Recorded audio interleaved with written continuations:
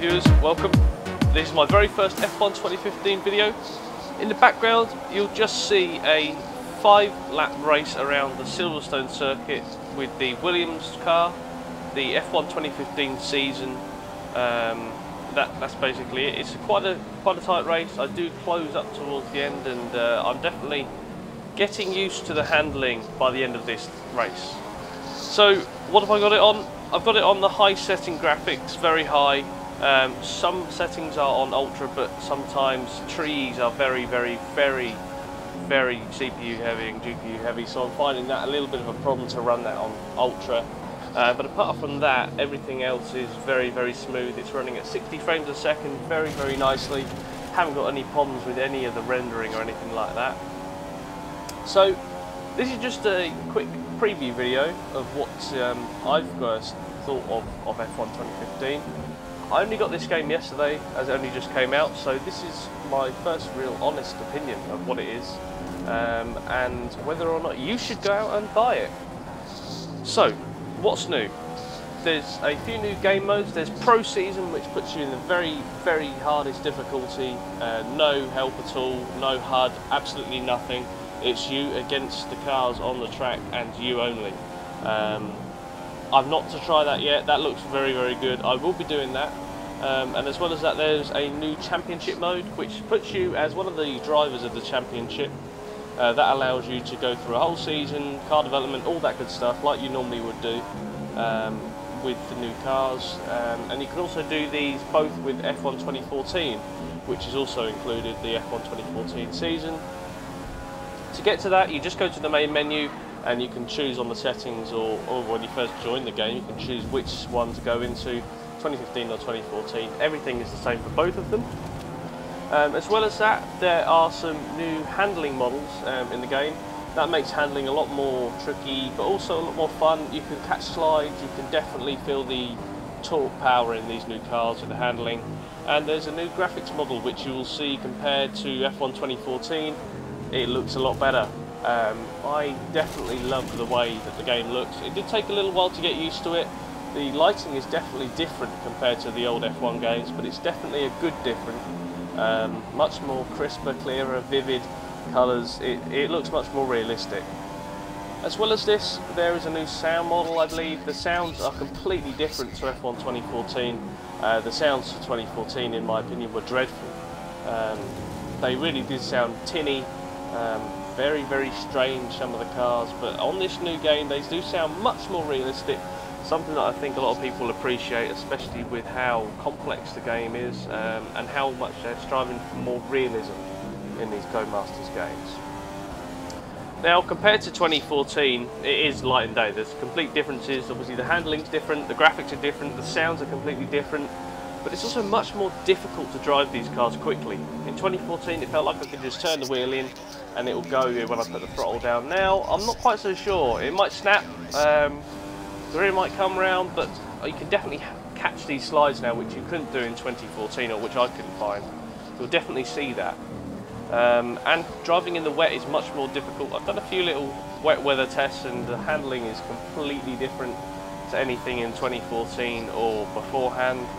I definitely say it feels a lot like 2013 in terms of the wet weather difficulty. 2014 just seemed way too easy.